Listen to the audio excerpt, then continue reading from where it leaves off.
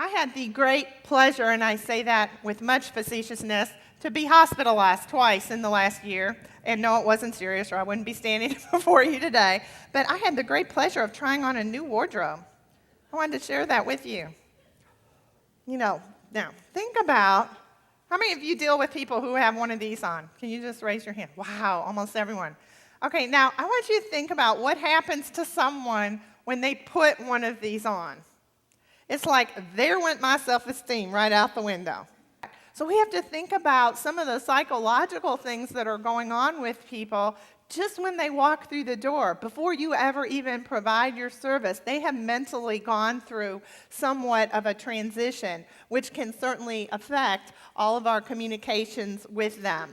So the next time you see one of these, think about how can you bring that person back to the person they were before they put it on. So what I would like for you to do right now, and this is a timed exercise, I'm going to give you 30 seconds at your table to write down as many words as you think would stump me, that I would not know the definition of. I am not a medical person. Go. Will you shout some of those out to me, and we'll see if I have any idea of what they are. BID. Okay, now I know I saw that. That's something to do with what I can or can't have to eat. Is that right? No. Born in Denver. What would that be? Tell me, what is that? I'm sorry? Twice a day. Oh, that's where I've seen it on the little prescription pad. Okay, what's the next one? Okay, now, my mama raised a smart girl. I'm thinking that might be 3 times a day. Yeah, okay, good. I want you to think about where have you been in a situation where you didn't know their lingo. We have to think about how lingo makes someone feel. Sometimes is it makes them feel what? Stupid. And stupid tends to make people, because I'm, of course, never going to admit to you that I'm stupid, I will get very what? Defensive, right. Let me tell you a need that I had as a patient that evidently the hospitals I was in had no idea about. I actually need to sleep. Strange concept. Great story was that one evening they actually had me on morphine, and I was not too thrilled about that. I've read enough stories about people getting addicted to painkillers and that, so I thought, I think I'm doing a little bit better. I think I can get off this morphine stuff, only I had a splitting headache. So I called the nurse into the room, and I said, could you get me a Tylenol? She said, well, I can give you morphine. I said, I don't want morphine. I just want Tylenol. I have a headache. Well, it's only written on your chart for morphine. I'm like, look, I had a Tylenol for fever earlier. Couldn't we, go around this a little? Well, would you like me to ask my supervisor? That would be a marvelous idea. And guess what the supervisor said? I could have Tylenol.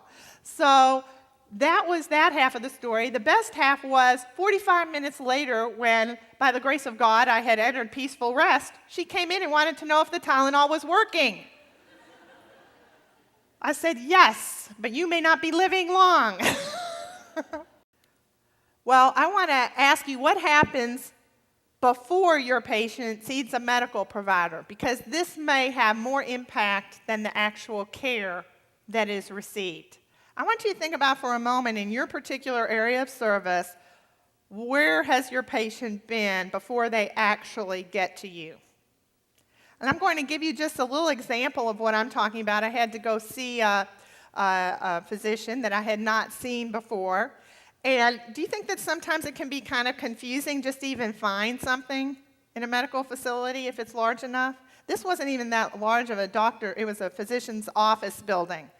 And I looked on the little board. It was one of those where, they punch in the little white letters to display what, you need to see. And I looked for the name. Now, I am going blind in my old age, but the letters were pretty big. I think I could have seen it. And so I just thought, well, I think they said it was on the 2nd floor. So I get on the elevator, I go upstairs. I still can't find it.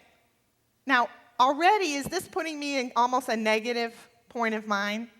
Because was I on time? I know you love people like me who are habitually late. And so I'm nervous about that. Now I'm thinking, now I can't even find the darn thing.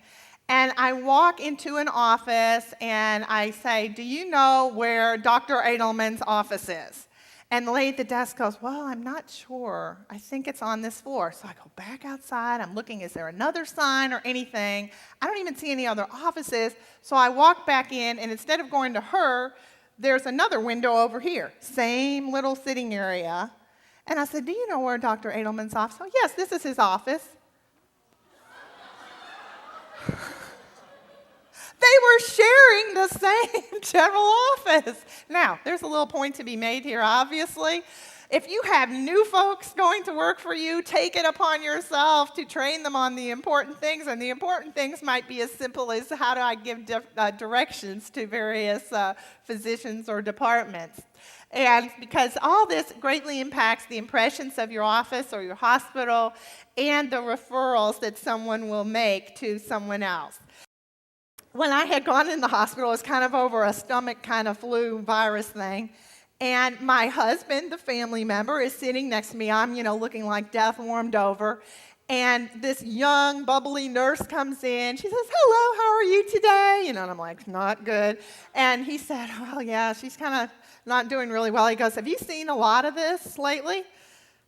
Oh, yeah, we have seen a lot. My dad had it, and we thought he was going to die. Now, I have to confess, as sick as I was, I actually laughed because I thought of folks like you that I would be able to tell that story to. However, if I had been a normal patient, I don't think that would have made my day feel any better, okay? We have to think about what are we saying. Obviously, there's HIPAA laws in that, but we have to think about even casual comments like that can totally set service on its ear. Why don't you take a break and get some rest? We'll take care of him while you're gone. I think that's an area where we could be proactive to kind of realize that family support person is so stressed out. And this is a little bit of a sexist comment, but most often, who do we see as the caregiver sitting there? It's like wife, mother, Think of all the responsibilities that person not has. Is that the only thing that man or woman has to do that day is sit there?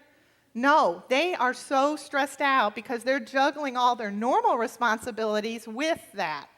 So I think a recognition of that is very important. And the last one here, tell me about what your dad did before he retired. Think about, how do I make that person in the gown a person?